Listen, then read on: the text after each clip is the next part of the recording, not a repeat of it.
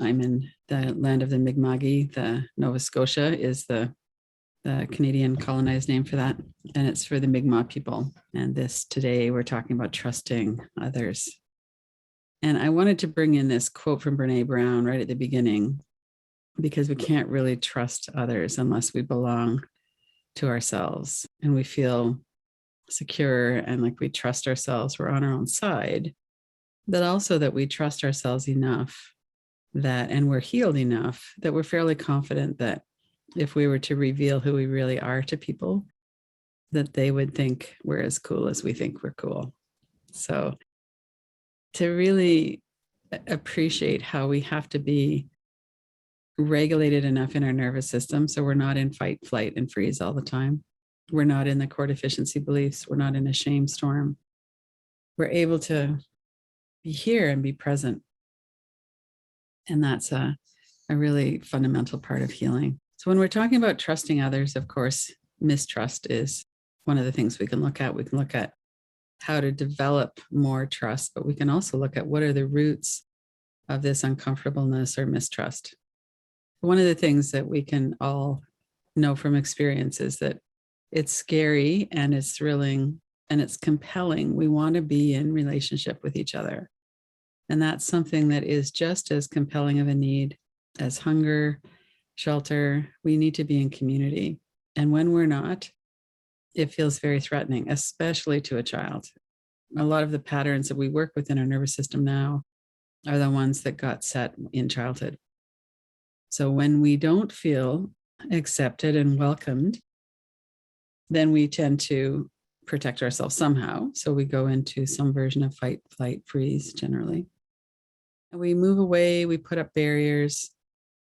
And shame, this feeling of there's nothing worthwhile about me. Who would want to be my friend?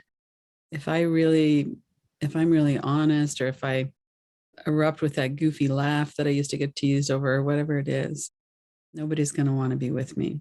So working with shame as the prerequisite almost to having trusting relationships is something that we can do. We know that when we have experiences of feeling unloved, that we develop core deficiency beliefs that we are unlovable. And so we can work with that and see that that's not true. So it really limits our capacity. We are afraid we're going to get hurt, and then we defend ourselves or protect ourselves. And then it's hard to really connect with people when we're in that state. One thing that I always want to come back to is that our nervous system and our primitive brain assess the information that they have. It's true that we have a very strong negativity bias, but it's also true that there's strong evidence that people aren't trustworthy. And we've all felt that. We've all been either shunned, is maybe a little bit strong of a word, but we've all felt left out or not included. And many of us have experienced criticism, contempt, the fear of some people, like on the picture of the demonstration there with those placards. There are some people in the world who believe that me as a lesbian, I don't have the right to exist. I should die. Many more people believe that I will go to hell when I do die. And so that's a little bit hard to reconcile that. And many of us have different nuances of that. We have a different social location, so we have a different kind of experience of that. But many of us know what that feels like. We're not in sync with at least parts of our culture. And we've experienced on a personal level all of these things that make us shut down, like that look of contempt. And then as we've been moving through childhood, especially, but this also might apply as an adult, we don't really reach out to people because we haven't ever had the experience that that's a reliable source of help. And so we know that if we take a risk, we're probably going to get hurt at least some of the time. And the negativity bias of the brain is going to emphasize that. We're not going to think about all the times that it really worked out well, unless we deliberately turn our attention to that. So we can't take this risk to trust people. We hold back. I'm not going to go into a lot around attachment, but this really does play in here. And we've done other kind of longer workshops around attachment. But these are the four four, at least there's a lot of different ways people look at this, but these are four generally accepted attachment styles. So we all want that secure attachment where we're not worried about anything. Our body's relaxed, we're breathing, we have access to our higher level brain, to our creativity, to being joyous. And that's what we all want. And yet some of us have ambivalent and disorganized. Those are caused by a real disruption in the insecure attachment, where we feel like sometimes somebody cares about us, but then they might turn on us. And so we're insecure. We are maybe angry or depressed. We have a hard time making friends. And then there's the ones who are avoidant, who have chosen unconsciously, for the most part, but have chosen to withdraw and be just on their own because it's safer than being hurt.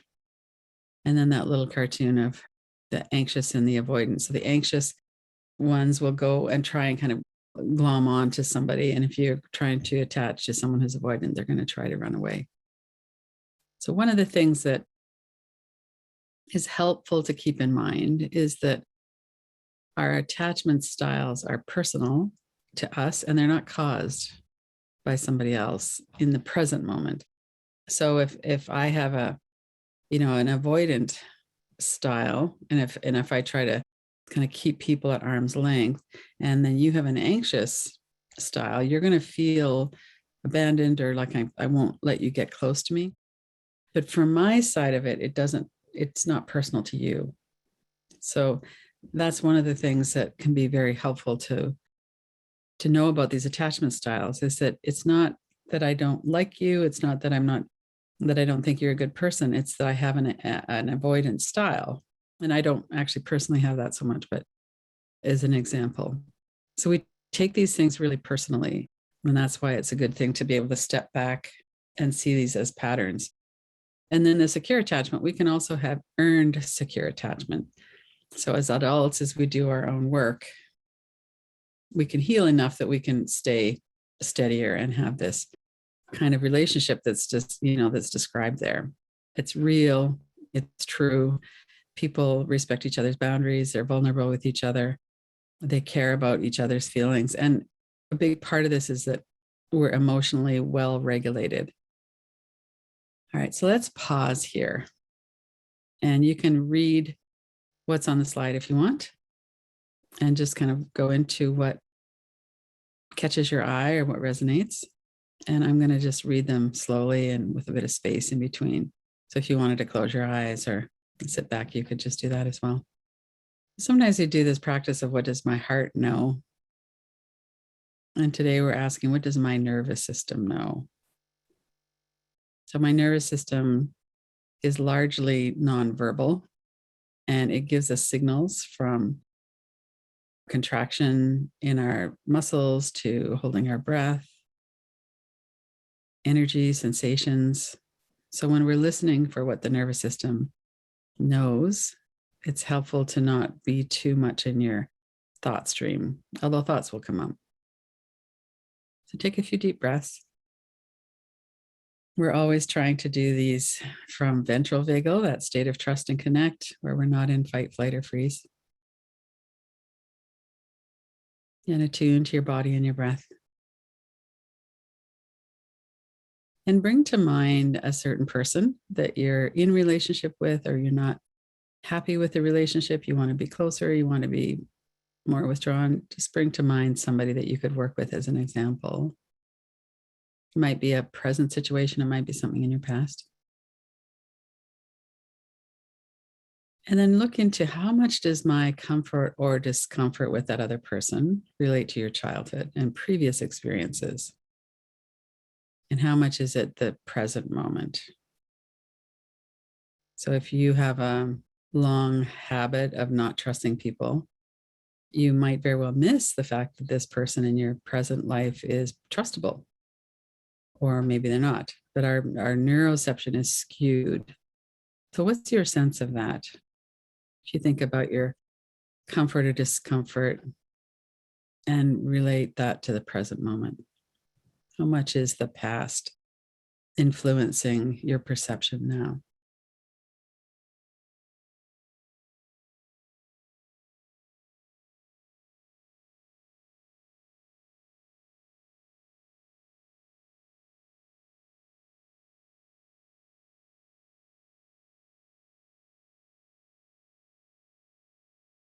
And then when we think about our connection with the person, am I avoiding you or am I drawn to you because you remind me of someone? Do I want a redo? Oftentimes people in relationships will say, I realize now that I was attracted by that person because they reminded me of my mom or dad, and there's some kind of a subconscious longing to make the relationship work this time. Notice if there's any components like that in there. It might not be physically reminding you, but maybe some kind of an energetic or a pattern. Am I drawn to you or avoiding you because of that?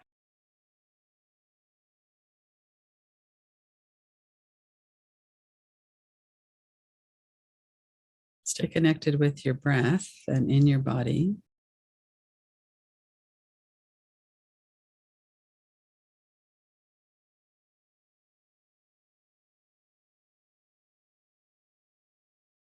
And what we're really doing is looking to see what's here and to try to avoid shaming ourselves for what we find. Just opening to the insights that might be here. We're not a bad person because our nervous system is responding to something.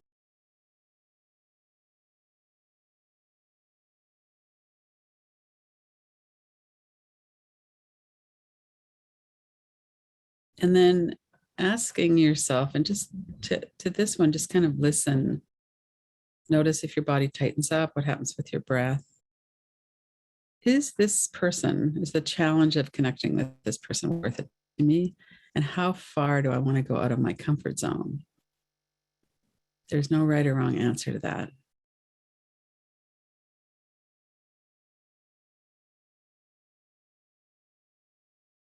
Continue to breathe. How far am I willing to go? And is this connection worth it to me if it's a bit difficult or challenging?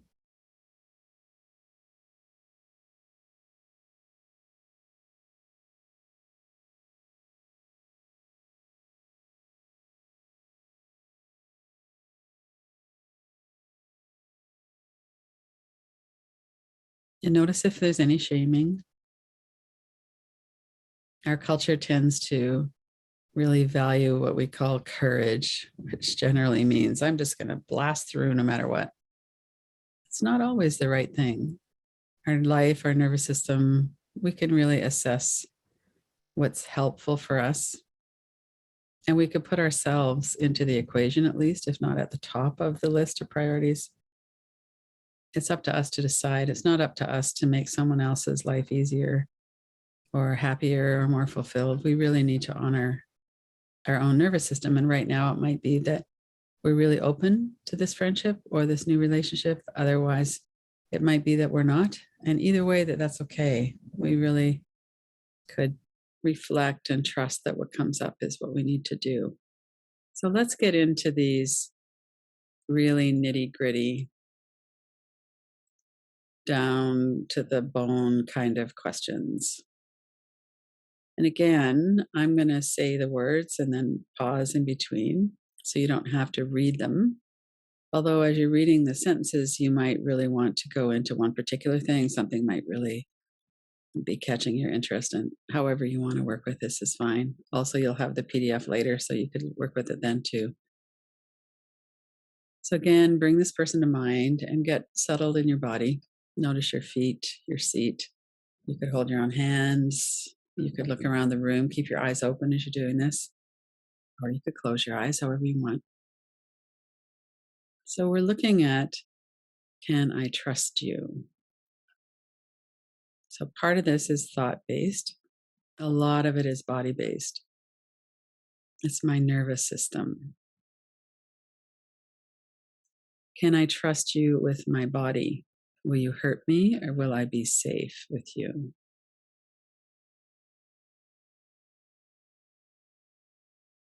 What is your gut sense of that?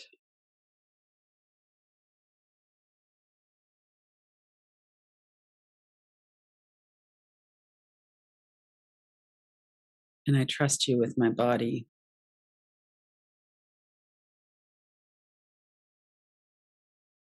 And that's the foundation. If we can't trust someone that we're not going to be hurt physically, then we shouldn't be in a relationship with them. If we can, if our sense is that, yeah, we can, then we can move on to the next step. So each one of these is kind of a deal breaker. If I can't trust you with my body, I need to be out of that relationship.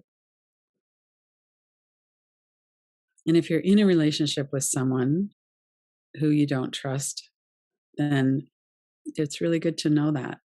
And you could decide what you're going to do. You could take steps.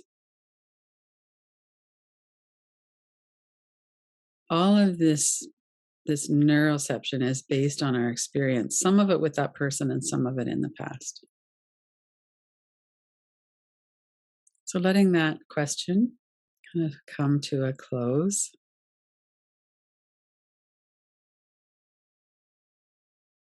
Some breaths, a few deep breaths. Can I trust you with my heart? Are you going to be mean to me? Can I trust you to be kind? Can I share my feelings with you? Can I be vulnerable? Can I trust you with my heart?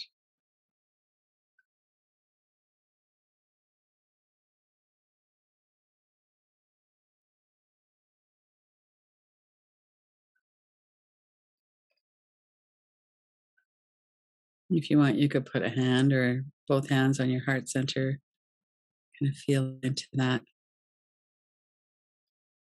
We don't have to be perfect, us or the other people around us, but we're talking about an overall tone. Can I trust you?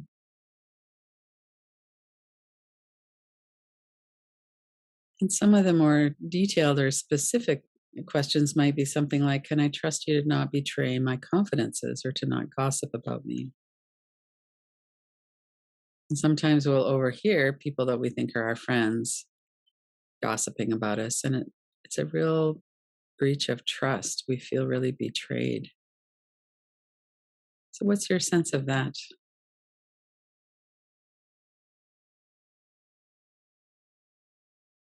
And something that might come up as well is, am I trustworthy? Do I gossip about my friends? And so that we could look at maybe another time. But right now, unless it's really compelling, of course, you can look at what you want to look at. But right now, the main focus is on assessing what's our neuroception around a certain person that we're in relationship with, that we want to be in relationship with. Can I trust them that they're not going to betray my confidences? Can I share who I am knowing they're not going to share that?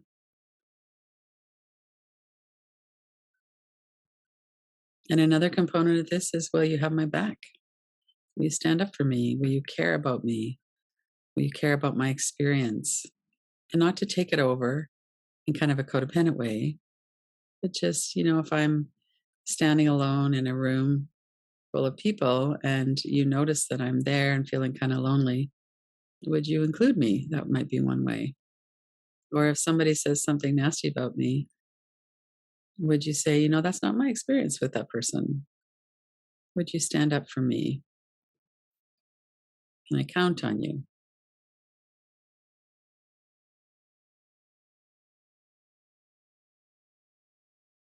And again, as we're doing these, just to stay very grounded in your body. Notice your breath. If you're going off into a train of thought, you could always do some tapping. Just take your attention into the sound and sensation of that on your forehead. Stay here in the present moment. Now, these next two questions on the left side, we have to, again, put this in the context of nobody is perfect.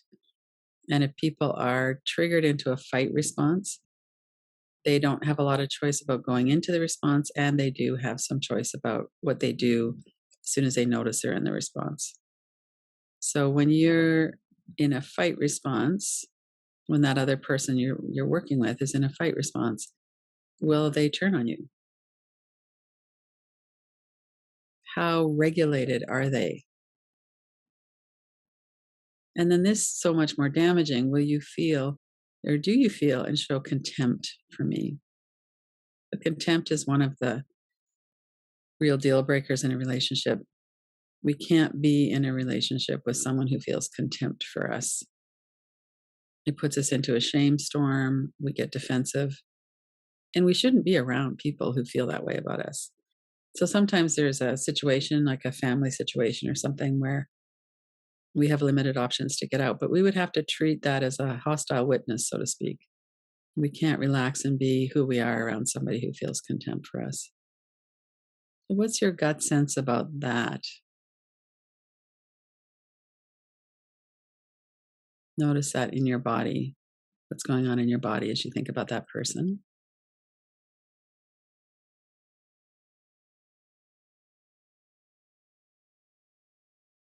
And then on the other side are the more positive. It's not enough to just be in a relationship where we're not being hurt. We need to be in a relationship that's nourishing and where we have fun. So that's the next question. What's your gut sense about that? Can I be honest with you? Do you get me? Do you appreciate me? Or do you just kind of tolerate me? So, in order for someone to feel like they get us, we have to feel interested in the person. They have to want to get to know us. And can we just relax and hang out and have fun together? Or is it always hard work? So notice that. What's your sense, your felt sense of that?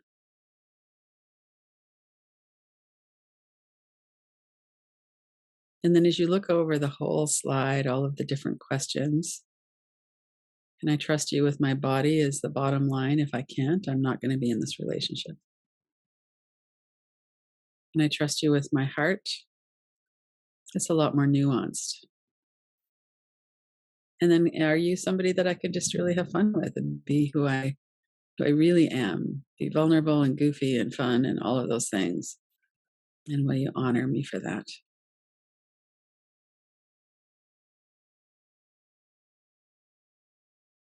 And before we move on to the next slide, to just kind of sit with that for a minute. Notice what came up. Notice what your insights were. Notice if you trust what came up or if you're kind of arguing yourself out of something. That happens too. We have a sense of something, but then we don't want to believe it.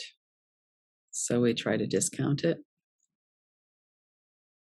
Or maybe there's a sense of relief. Oh, I haven't really looked at all of those components.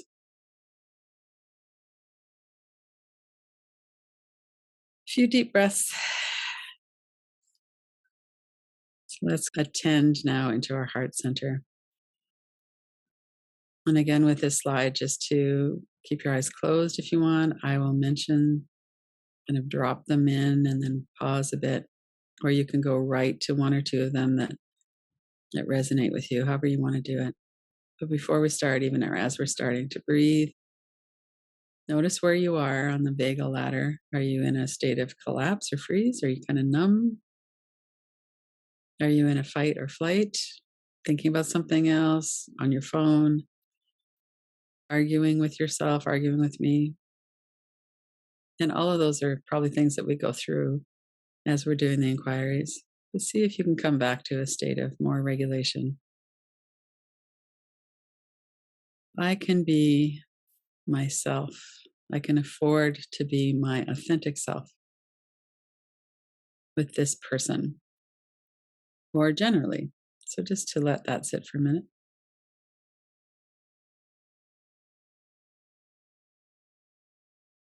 And I know about my nervous system history and I know how that impacts my present relationships. Even though it might be frustrating, I accept that that is what it is.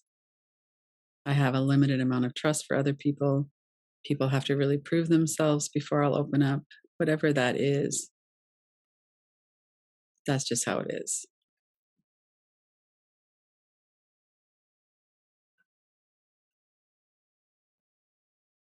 Some of our defense mechanisms are that we make assumptions, we have black and white thinking, We try to predict what the other person's thinking. So we watch out for that. We're careful about rigid thinking and judgments and shaming. And when that's happening, we know we're in some kind of a fight, flight, or freeze response. So we come back to regulation.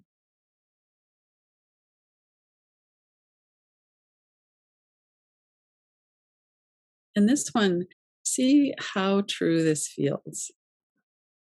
I offer myself attuned empathy and respect, and I expect the same from friends. And so we're not making this into a should or a perfection. Generally speaking, even if I go into some kind of a fight response or something at the beginning, I fairly soon come back. I'm able to regulate my own nervous system, to feel some attuned empathy and respect for myself. And that is the standard that I expect from people that I'm in relationship with. Really honoring that none of us are perfect at this. It's not 100% kind of a thing.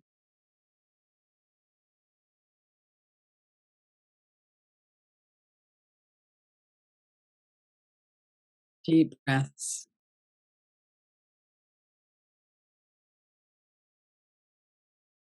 Notice how true this next one feels. I am good enough to love as I am now. I don't have to change. I don't have to become more healed. I don't have to become funnier or smarter or thinner or richer or whatever it is. Right now, just as I am, I'm good enough for someone else to love, and I'm good enough for me to love too. And feel into that.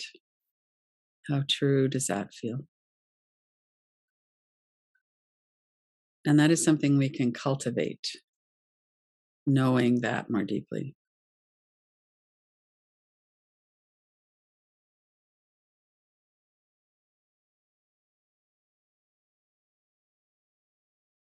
And these last ones are ones that we really feel when we're in that state of trust and connect and ventral vagal.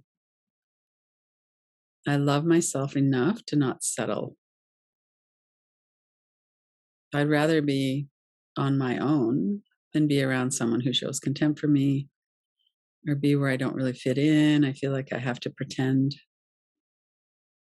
I love myself enough to not settle for bad relationships or boring relationships, people that we're not really that interested in. And I try to really remain open and curious about new people, new friendships, new relationships. And one of the ways we practice is by being here in this group. And we're getting to know each other. We're taking the risk of being authentic.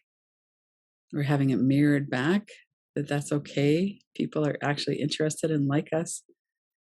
And whether it's here in this community class or whether it's out in the world with new people or other people, maybe it's online with support groups or something. People are really fascinating, and it's really interesting to get to know each other. And we need to really be self-regulated emotionally in order for us to be open to that. So to not give yourself a hard time about that either. Sometimes we're just in fight, flight, or freeze, and we're not as open as we are when we're in the ventral vagal trust and connect. So let's take a couple of minutes before we come back and really think through that. Let yourself go back to the beginning. Notice what was coming up in the different questions, the different reflections, contemplations, inquiries. What sticks in your mind? What's your gut sense?